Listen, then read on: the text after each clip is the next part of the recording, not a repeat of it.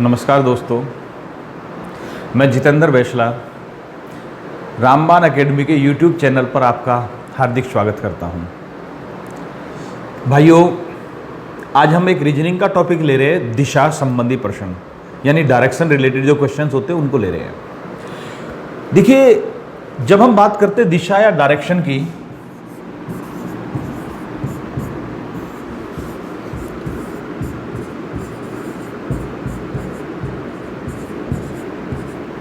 तो ऐसी स्थिति में क्या होता है कि बहुत सारे स्टूडेंट समझते हैं बहुत आसान टॉपिक है, और क्योंकि क्या होता है कि शुरू के जो सवाल होते हैं वो आसान होते हैं और हर कोई स्टूडेंट कर लेता है उनको, तो बच्चे समझते हैं कि भाई अब हमारा ये टॉपिक क्लियर हो गया। जबकि अगर अच्छे लेवल के सवाल आएंगे तो ये सवाल गलत होने शुरू हो जाते हैं। देखिए, मैं फिर से बोल रहा हूं कि ये जो दिशा वाले सवाल हैं, इनमें 70% सवाल, 80% सवाल हर कोई कर सकता है। जिसने 2-4 बार प्रैक्टिस कर ली सेल्फ, वो भी 70-80% कर सकता है। लेकिन हमारा टारगेट कितना है? हम चाहते हैं 100%। हम चाहते हैं कि अगर ये सवाल आ जाए तो किसी भी कीमत पर आपके गलत नहीं होने चाहिए। हमें 99% मंजूर नहीं है, हमें 100% चाहिए। तो उसके लिए हमें कुछ बेसिक कॉन्सेप्ट क्लियर करने पड़ेंगे। आज हमारा फोकस रहेगा बेसिक कॉन्सेप्ट पर। इसके बाद 2 वीडियो और बनेगी, तो कम से कम 3 पार्ट में आएगा। तो अब आप समझ सकते हैं कि जब हम इस टॉपिक को 3 पार्ट में ले रहे हैं तो टॉपिक महत्वपूर्ण भी होगा, प्लस एक भी और बात है कि थोड़ा टफ भी होगा, जिसको हम अन्यथा नहीं ले सकते। हमें इसको सीरियस लेना है। ओके, तो जो बेसिक कॉन्सेप्ट है उसको जरूर क्लियर करना है। कुछ रूल्स हैं जिनको आप फॉलो करेंगे तो कभी गलती नहीं होगी। मैं उन रूल्स को भी बताऊंगा और ये भी बताऊंगा इसकी जरूरत क्यों है। तो थोड़ा ध्यान से देखना एक एक पॉइंट को। एक भी मिस हो गया तो गारंटी है, अगर आप ये सोचे बैठे हो कि मैं सब कर लेऊंगा, मैं डायरेक्शन वाले सभी सवाल कर सकता हूं, तो आप वीडियो को यहीं रोक दीजिए। हमारी जो 3rd स्टेज की वीडियो आएगी, पार्ट 3 आएगा, उसको करके देखना, आपका वहम दूर हो जाएगा। ठीक है, आप फर्स्ट पार्ट मत देखिए, सेकंड मत देखना, पार्ट 3rd को देख लेना। इसको यहीं पर रोक दीजिए, वीडियो को स्किप कर दीजिए, छोड़ दीजिए। मैं गारंटी से कहता हूं, आपको पता चल जाएगा कि भाई अगर हम इन बेसिक फर्स्ट और सेकंड को नहीं करेंगे तो 3rd पार्ट में आप नहीं कर पाएंगे सर, बहुत गलतियां होंगी। ठीक है, तो उसके लिए हमें पहले बेसिक रूल समझते हैं, आ जाते हैं। देखिए, जब हम डायरेक्शन वाले सवाल करते हैं तो हमें सबसे पहले दिशाओं का ज्ञान होना चाहिए। तो जब भी हम कागज पर दिशाएं बनाते हैं तो याद रखना कि ये वाला जो पोर्शन होता है हमारा राइट हैंड पर, ये ईस्ट होता है। ईस्ट यानी पूर्व। सदा हमें राइट हैंड पर ईस्ट लेकर चलना चाहिए। तो इसके अपोजिट में वेस्ट यानी पश्चिम हो गया, ऊपर हो गया नॉर्थ यानी उत्तर हो गया, और नीचे क्या मानते हैं हम? साउथ यानी दक्षिण। ठीक है, पहली बात तो ये कि बहुत सारी जगह पर मैंने देखा कि बहुत सारे टीचर ऊपर ईस्ट मानते हैं। भाई देखिए सर, मान लोगे, सवाल कर भी दोगे आप, लेकिन जो स्टैंडर्ड तरीका वो यही है। क्यों है स्टैंडर्ड तरीका? उसका कारण बता रहे हैं हम। आप मैप देखिए इंडिया का मैप देखेंगे तो इधर की तरफ जो दिखाई देता है आपको अरुणाचल प्रदेश, वो पूर्व में है। ऊपर क्या दिखता है? जम्मू कश्मीर दिखता है ना इंडिया के मैप में, वो कहां पर है? उत्तर में है। वर्ल्ड का मैप देखेंगे तो भी इसी हिसाब से लिया जाएगा। इंडिया का मैप देखेंगे, ज्योग्राफी पूरा करेंगे तो इस ईस्ट वेस्ट नॉर्थ साउथ यही लिए जाएंगे। तो आपको भी इसी की आदत डालनी है, कोई दूसरा तरीका फॉलो नहीं करना। ठीक है, तो 4 मुख्य दिशाएं हो गई सर। इसके बाद 4 इनकी सहायक दिशाएं हो जाती हैं। ईस्ट और साउथ के बीच में होगी साउथ ईस्ट, दक्षिण पूर्व। ठीक है, इन दोनों के बीच में होगी साउथ वेस्ट यानी दक्षिण पश्चिम। इन दोनों के बीच में नॉर्थ वेस्ट यानी उत्तर पश्चिम। इन दोनों के बीच में नॉर्थ ईस्ट यानी उत्तर पूर्व। एक बात और, अगर हम इसको कहें नॉर्थ ईस्ट यानी उत्तर पूर्व या ईस्ट नॉर्थ, बात एक ही है। बहुत सारे भाई कंफ्यूज होते हैं, बात एक ही है, लेकिन ज्यादातर बोलने में अच्छा लगता है कि जब दिशाएं बोली जाए तो 2 दिशा बोल रहे तो नॉर्थ और साउथ को पहले बोलते हैं, ईस्ट और वेस्ट को बाद में बोलते हैं। ज्यादातर अच्छा यही लगता है। बाकी आप ईस्ट और वेस्ट को पहले बोल देंगे तो भी कोई फर्क नहीं पड़ रहा। ठीक है, ऑप्शन के अकॉर्डिंग ज्यादा चांस यही है कि पहले नॉर्थ और साउथ आएंगे।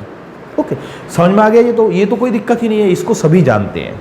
इसके बाद दूसरी चीज देखिए, डायरेक्शन वाले सवाल में क्या होता है? डायरेक्शन वाले सवाल में आता है कि एक व्यक्ति पूर्व की ओर 200 मीटर गया, बाएं मुड़ा 150 मीटर चला, फिर दाएं मुड़ा 50 मीटर चला, फिर दाएं मुड़ा 150 मीटर चला। इस तरह के सवाल आते हैं। और इतना चलने के बाद 3 सवाल बनते हैं। पहला, प्रारंभिक स्थान से दूरी, अब उसका चेहरा किधर है, और दूसरा बनता अब वो किस दिशा की ओर जा रहा है या प्रारंभिक स्थान से कौन सी दिशा में। तो इस तरह के सवाल बनेंगे सर। इनको करने के लिए आपको मैप ड्रॉ करना पड़ेगा। तो मैप ड्रॉ करते वक्त छोटी सी 2-3 बात याद रखना कि पहली बात, जब आप भी रफ कार्य करेंगे, एग्जाम हॉल में बैठे तो रफ कार्य करेंगे, जब आप रफ कार्य करें तो आदत डाल लेना कि मैप को कभी भी जो आपका रफ वर्क है जहां पर करना है उसके ना तो नीचे करना, ना ऊपर, ना राइट में, ना लेफ्ट में, थोड़ा सा ऐसे करना जहां से सभी दिशाओं में चलना संभव हो सके। हम यहां पर बीच में मान लेते हैं, जहां से सब दिशाओं में चलना संभव हो सके। पहली चीज ये याद रखना। क्यों? सपोज कीजिए आपने यहां से चलते हैं और ऐसे गए, ऐसे गए, ऐसे गए, ऐसे गए, तो यहां से पता नहीं कौन सी दिशा में चलना पड़ जाए हमें। सपोज कीजिए आपने यहां से बनाना शुरू कर दिया।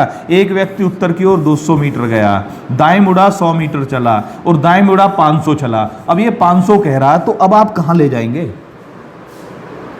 ठीक है, अब आपको दोबारा से मैप बनाना पड़ेगा। इसीलिए शुरुआत में ऐसी जगह कीजिए जहां से सभी दिशाओं में चलना संभव हो। ठीक है। दूसरा, ये छोटी छोटी बातें हैं, अगर इनको ध्यान रखना शुरू कर देंगे, आप एक बार प्रैक्टिस में लाना शुरू कर देंगे, तो क्या होगा, इनकी जो समस्याएं हैं, जो मैं ये नहीं कह रहा समस्या आएगी, आ सकती है, ऐसी समस्याएं कभी आपके सामने नहीं आएंगी, क्योंकि एग्जाम हॉल में हमसे ज़्यादा गलतियां होती हैं। वहाँ के लिए तैयार कर रहे हैं हम। प्रैक्टिस तो आप कर ही लोगे, प्रैक्टिस में एक बार नहीं बना, दोबारा बना लोगे, आपको पता नहीं चलेगा मैंने गलती कर दी। ठीक है, लेकिन गलती हो चुकी है अगर आपको एग्जाम हॉल में 2 बार मैप बनाना पड़ा तो। दूसरी बात, देखिए एक चीज ध्यान रखना है, बहुत सारे क्या करते हैं कि एक व्यक्ति पूर्व में गया 150 मीटर, एक व्यक्ति पूर्व की ओर 150 मीटर गया, दाएं मुड़ा और 200 मीटर चला। इस मैप में एक गलती है भाई। गलती क्या है कि देखिए 150 मीटर बड़ा बना दिया, 200 मीटर छोटा बना दिया। ऐसा नहीं होना चाहिए। देखिए पहली लाइन आप कितना भी खींच सकते हैं, पहली लाइन 150 मीटर आप चाहे तो यहां तक बनाइए, यहां तक बनाइए या यहीं तक बनाइए, लेकिन जब एक बार लाइन खींच गई तो दूसरी जो लाइन खींचेंगे वो उसके अकॉर्डिंग खींचेंगे। ये 150 तो 200 इससे थोड़ा बड़ा होगा, तो इसको यहां से और कम से कम यहां तक तो लाओ, जो इससे थोड़ा सा बड़ा दिख रहा हो। भाई ये इतना तो इसके बराबर है, थोड़ा तो फालतू कर लो। ठीक है, मैं ये नहीं कह रहा कि आप बिल्कुल स्केल लेकर नापिए, बस लगभग अंदाजा रखिए कि ये 150 तो इससे बड़ा यहां तक भी दे सकते हो, यहां तक भी दे सकते हो, इससे थोड़ा बड़ा सा दिखना चाहिए। ओके, ठीक है, ये भी हो गया। एक और बहुत महत्वपूर्ण बात, देखिए सर मैं फिर बोल रहा हूं, ये छोटी छोटी बातें हैं, ये बहुत आपको परफेक्ट बनाएंगे आगे के लिए। अब देखिए एक और बात है महत्वपूर्ण कि जब भी आप मैप बनाना शुरू करें तो जहां भी मैप बना रहे हैं वहां पर एक जीरो लगा ले। जीरो से शुरू करिए। एक व्यक्ति पश्चिम की ओर 100 मीटर गया, लेफ्ट मुड़ा 100 मीटर चला, फिर लेफ्ट मुड़ा 200 मीटर चला, फिर राइट मुड़ा 100 मीटर चला। इस तरह से तो जीरो जरूर लगानी है। जीरो लगाने का फायदा होता है सर, जीरो का मतलब स्टार्टिंग पॉइंट। भाई जीरो से शुरू करते हैं हम, तो जीरो का मतलब स्टार्टिंग पॉइंट मानकर चलना है। लेकिन अब बहुत से कहेंगे जी इसका फायदा क्या है। देखिए मैंने बताया कि मैं आपको कारण भी बताऊंगा कि क्यों है फायदा। बहुत सारे इसको नहीं लगाते। देखिए एक सवाल देखिए, जब हम सवाल करेंगे एग्जाम हॉल में तो क्या करेंगे, एक व्यक्ति उत्तर की ओर गया 150 मीटर चला, हमने ये लगा लिया, बिना जीरो के कर रहे हैं। ठीक है, एक व्यक्ति उत्तर की ओर गया 150 मीटर चला, दाएं मुड़ा 100 मीटर चला। ठीक है, इतना हो गया। अब क्या हो रहा है, हमने जो ये सवाल पढ़ रहे हैं ये कंप्यूटर स्क्रीन पर पढ़ रहे हैं क्योंकि ऑनलाइन टेस्ट हो रहे हैं।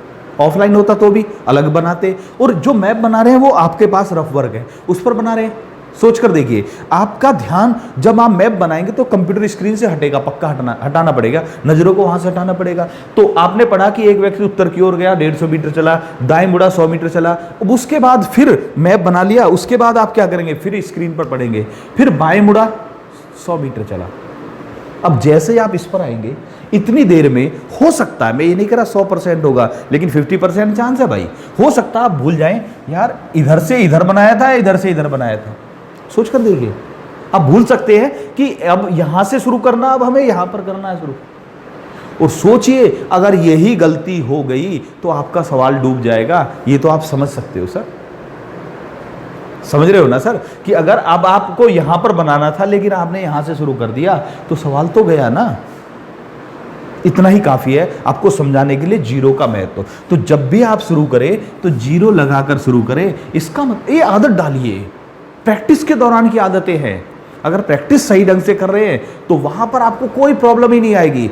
जो भी प्रॉब्लम आने की संभावना उसको बिल्कुल खत्म कीजिए। हमारा उद्देश्य क्या है, रीजनिंग में अगर आपकी दिल्ली पुलिस में 25 क्वेश्चन हैं तो हम चाहते हैं कि 25 में से 25 हो। एसएससी में 25 क्वेश्चन है तो 25 में से 25 हो, 20 तो कोई भी कर देता है। याद रखना, रीजनिंग इतना बड़ा नहीं है कि आप 20 नहीं कर पाओ, 18 नहीं कर पाओ, 21 नहीं कर पाओ। बात तो तब है, दम तो तब है जब 25 में से 25 हो। और 25 में से 25 कब होंगे, जब हम इन छोटी छोटी बारीकियों पर ध्यान रखेंगे। समझ में आ गया? तो ये समझ में आ गया। तो अभी तक हमने आपको कुछ नियम बताए, ईस्ट वेस्ट नॉर्थ साउथ कहाँ माननी है, स्टार्टिंग कहाँ से करनी है, लाइन कितनी बड़ी कितनी छोटी खींचनी है, और स्टार्टिंग पॉइंट पे जीरो लगाना। इसके बाद अब देखिए सर, सवाल आ गया कि एक व्यक्ति पूर्व की ओर 200 मीटर गया, बाएं मुड़ा 100 मीटर चला। अभी हम सवाल नहीं कर रहे, आपको समझा रहे हैं। तो अब क्या करेंगे, एक व्यक्ति पूर्व की ओर 200 मीटर गया, ये 200 मीटर है, यहां पर 200 लिखिए। देखिए आदत डाल लेना ये भी लिखने की, साथ के साथ नंबर भी। इसमें मीटर किलोमीटर लिखने की जरूरत नहीं है बस। क्यों नहीं है? क्योंकि 99% वो यूनिट सेम देता है, या तो मीटर ही देगा या किलोमीटर ही देगा या फीट ही देगा। ओके, तो 200 मीटर गया, 200 लिख लिया। बाएं मुड़ा 100 मीटर चला। ठीक है, साथ के साथ ही आदत डाल ले तो ज्यादा अच्छा, क्योंकि पता नहीं लास्ट में दूरी भी पूछी जा सकती है तो इनकी जरूरत पड़ेगी। दिशा पूछ रहे तो कोई दिक्कत नहीं है। ठीक है, बाएं मुड़ा 100 मीटर चला। अब समस्या क्या आती है, अभी हम सवाल पर आ ही नहीं रहे हैं, हम समस्याओं पर आ रहे हैं। समस्या आती है बाएं मुड़ना और दाएं मुड़ना। ठीक है, बहुत से सोचते हैं यार बायां लेफ्ट होता है, इधर जाएगा इधर जाएगा। कंफ्यूजन तो यही है ना, कंफ्यूजन और कुछ नहीं है, इधर मोड़ना है या इधर मोड़ना है। अगर आप यहां से आ गए तो इधर मोड़ना है या इधर मोड़ना है, आप यहां से इधर आए हो तो इधर मोड़ना है या इधर मोड़ना है, यही है ना बस। इस समस्या का भी सॉल्यूशन करते हैं अब हम। देखिए जो भी संभावनाएं हैं लैंग्वेज की, मैं सभी को ले रहा हूं। हमने अभी बताया बायां, बायां हाथ का मतलब होता है लेफ्ट। ठीक है, बायां हाथ कहे या लेफ्ट कहे या वामावर्त कहे,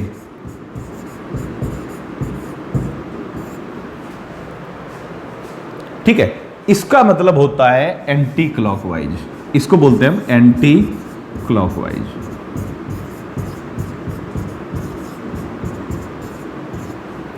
ठीक, दूसरा एक होता दायां, दाएं को बोलते हैं हम राइट। इसको हम ऐसे भी बोलते हैं दक्षिणावर्त। कई बार सवाल में दक्षिणावर्त लिखा आता है और इसका मतलब होता है क्लॉकवाइज।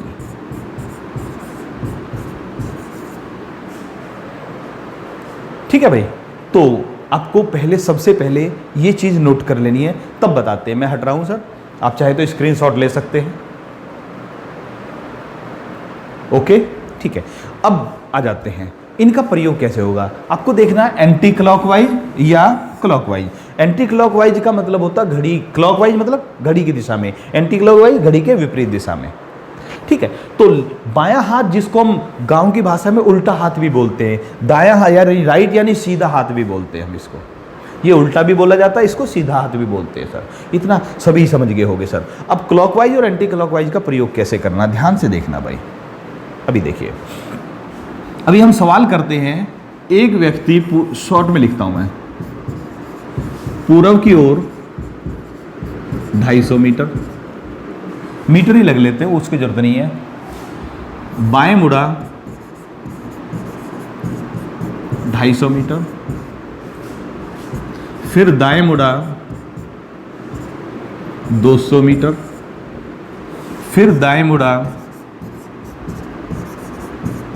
200 मीटर।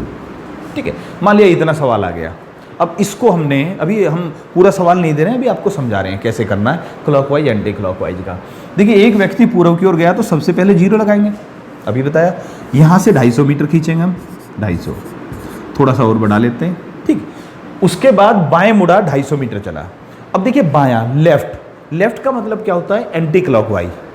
एंटी क्लॉक यानी घड़ी की सुई को उल्टा घुमाना है। अब देखिए ये घड़ी की सुई है, तो अगर ये घड़ी सीधी घूम रही होती तो ऐसे घूमती है ना घड़ी, तो और उल्टी घूम रही है तो ऐसे घूमती है, यानी ये ऊपर की तरफ जाएगी। अब एंटी क्लॉकवाइज 250 हो गई, यहाँ भी 250 लिख दीजिए अब, ठीक है। फिर कह रहा फिर दाएं मुड़ा, अब घड़ी की सुई ये पहले ये थी, अब ये है, और यहां से तो वो स्थिर है, तो इधर से चलना है। अब देखिए दाएं मुड़ा है, 200 मीटर चला, दायां मतलब क्लॉकवाइज, और क्लॉकवाइज का मतलब घड़ी को सीधा चलाना है। सीधा चलेगी तो इधर जाएगी या इधर जाएगी? अब सोचिए ये घड़ी की सुई है, सीधा तो ऐसे घूमेगी ना, तो 200 मीटर चला। फिर दाएं मुड़ा 200, इस बार ये है घड़ी की सुई, तो दाएं का मतलब सीधा ऐसे आएगी 200 में, यहाँ तक आ जाएगी, पीछे रुक जाएगी, कोई दिक्कत नहीं है। तो अभी आप लेफ्ट राइट समझ के दूरी वगैरह छोड़िए सर, बताइए क्लियर हो गया? क्लॉकवाइज एंटी क्लॉकवाइज क्लियर है, कैसे घुमाना है? ओके।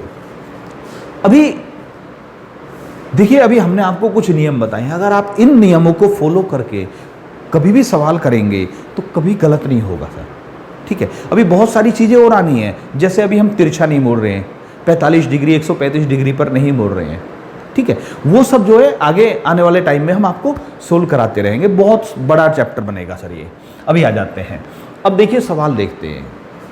सवाल आया कि एक व्यक्ति दक्षिण की ओर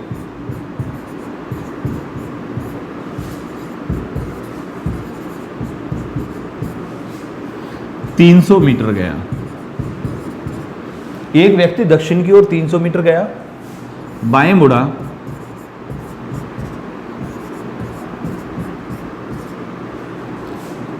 सौ मीटर चला, फिर बाएं मुड़ा, 100 मीटर चला, अंत में दाएं मुड़ा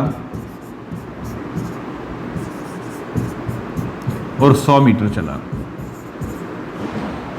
ठीक है। अब उसको आपको बताना है पहले स्थान से यानी शुरू के स्थान से कौन सी दिशा में है। शुरू के स्थान से वो कौन सी दिशा में है? भाई ट्राई कीजिए, एक बार वीडियो को पॉज कीजिए और मैप बनाना सर। देखिए मुझे आंसर में कोई इंटरेस्ट नहीं है, मुझे इंटरेस्ट है आपका मैप सही होना चाहिए। अगर आपने मैप सही बना लिया तो गारंटी है आंसर सही आने शुरू हो जाएंगे। ओके, अगर मैप गलत बनाया आपका आंसर ठीक आ गया तो उसको गलत मानिए, वो बाई चांस है। ट्राई कीजिए भाई। ओके, देखते हैं। एक व्यक्ति दक्षिण की ओर 300 मीटर गया, तो हमने क्या कहा? सबसे पहले 0 रखिए, यहां से यहां तक 300।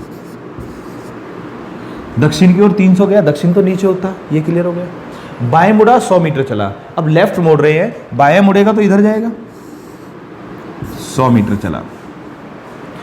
फिर बाएं मुड़ा 100 मीटर चला, देखिए एंटी क्लॉक, बाएं का मतलब एंटी क्लॉक था, तो घड़ी उल्टा इधर घूमेगी। फिर बाएं मुड़ा 100 मीटर चला, अब घड़ी की सुई ये है भाई, अगर ये उल्टी घूमे दोबारा से 100 मीटर चल रहा है तो ऊपर की तरफ जाएगी ना, उल्टी तो इसलिए ये फिर 100 यहाँ पर आ जाएगा, ठीक है। ये हो गया, ये हो गया। अब आ गया इस पर, दाएं मुड़ा 100 मीटर चला। अब दायां का मतलब घड़ी की सुई ये है, दाएं हाथ तो इधर होगा, इधर चलेगा, 100 मीटर जाएगा, ये यहाँ पहुँच गया, ठीक है। ये फिनिशिंग पॉइंट है अब इसका, ये स्टार्टिंग पॉइंट, ये लास्ट पॉइंट। अब कह रहा शुरू के स्थान से किस दिशा में है, तो अगर कभी भी पूछे कि शुरू के स्थान से अब वह किस दिशा में, देखिए सर यहाँ पर 3 सवाल बनते हैं। पहली पूछता दूरी पूछता तो ये तिरछी दूरी निकालनी पड़ेगी। दूसरा पूछता है कि उसका चेहरा किधर है, तो चेहरा इसका पूर्व की ओर है, क्योंकि अब ये इधर को जा रहा है तो वो पूर्व की तरफ जा रहा है, या उसका चेहरा पूर्व की ओर है। तीसरा पूछता शुरू के स्थान से किस दिशा में है, दिशा पूछ रहा है सर। तो जब दिशा पूछे तो शुरू के स्थान से पूछे, तो शुरू के स्थान से लास्ट के स्थान की तरफ को चलना शुरू करें, तो कौन सी दिशा में जाना पड़ रहा है? इधर पूर्व, नीचे दक्षिण, तो दक्षिण पूर्व दिशा की ओर है। शुरू के स्थान से लास्ट के स्थान को देखे तो कौन सी दिशा में देखना पड़ेगा? दक्षिण पूर्व में, साउथ ईस्ट आंसर है सर, ठीक है। अगर पूछता कि उसका चेहरा किधर है, तो कौन सा है भैया? पूर्व में है। तीसरा एक और बन सकता, दूरी कितनी है, तो दूरी के लिए देखिए हमें ये दूरी बतानी है भाई। अब देखिए ये 300 था, 100 ये कम इधर हो गया, ये भी 100, ये भी 100, तो ये कितना बचा? ये 200 बचा, ये 200 बचा, तो ये हो जाएगा 200 वर्गमूल 2। 200 वर्गमूल 2 कैसे हुआ वो अगले आपको वीडियो में मिलेगा, ठीक है। इधर 200 इधर 200, तो ये 200 वर्गमूल 2 बन जाएगा, ठीक है। और 200 वर्गमूल 2 का मतलब है 200 गुणा 1.414, क्योंकि वर्गमूल 2 का मान ले वो 1.414 होता है, तो इसकी गुणा करेंगे आपका आंसर आ जाएगा। तो ये बैठेगा लगभग 282.8 मीटर, 282.8 मीटर के करीब बैठ जाएगा भाई, कोई दिक्कत तो नहीं। चलिए ये बाद का मैटर है, अभी आपको समझ में आ गया होगा कि सवालों में हम मैप कैसे बनाएंगे। अभी हमने जो आपको बताया है सिर्फ ये बताया है कि मैप कैसे बनाया जाएगा, हम सवाल शुरुआत नहीं कर रहे थे। क्या क्या चीज़ें आपको ध्यान रखनी है, अब आपको करना क्या है, अभी आपको ये करना जो हमने चीज़ें बताई है उनके अकॉर्डिंग आप इजी वाले सवाल करके देखेंगे, क्योंकि अगर मैं इजी भी सवाल यहाँ पर कराऊंगा तो भाई बहुत बड़ा चैप्टर बैठ जाएगा। ठीक है, इतने सवालों को करके देखिए। सेकंड वीडियो में आपके सामने थोड़ा सा लेवल बढ़ाएंगे और थर्ड वीडियो में हम उन सवालों को भी कराएंगे। गारंटी ये देता हूँ कि थर्ड वीडियो में ऐसे भी सवाल आएंगे जो आप में से बहुत सारे भाइयों ने पढ़े भी नहीं होंगे, कभी किताबों में भी नहीं मिलेंगे जल्दी से आपको, और आप कहेंगे जी वास्तव में सवाल अच्छा है, आ सकता है एग्जाम में। ठीक है, तो आप इन सभी को ध्यान से देखते रहिए। अभी पहली वीडियो को इतना ही रोक देते हैं हम। ठीक है, दूसरी वीडियो में हम सवाल कराएंगे और तीसरी में भी हम हाई लेवल के सवाल कराएंगे। इस वीडियो में भाई इतना ही, अगली वीडियो में फिर मुलाकात होगी। धन्यवाद, जय हिंद।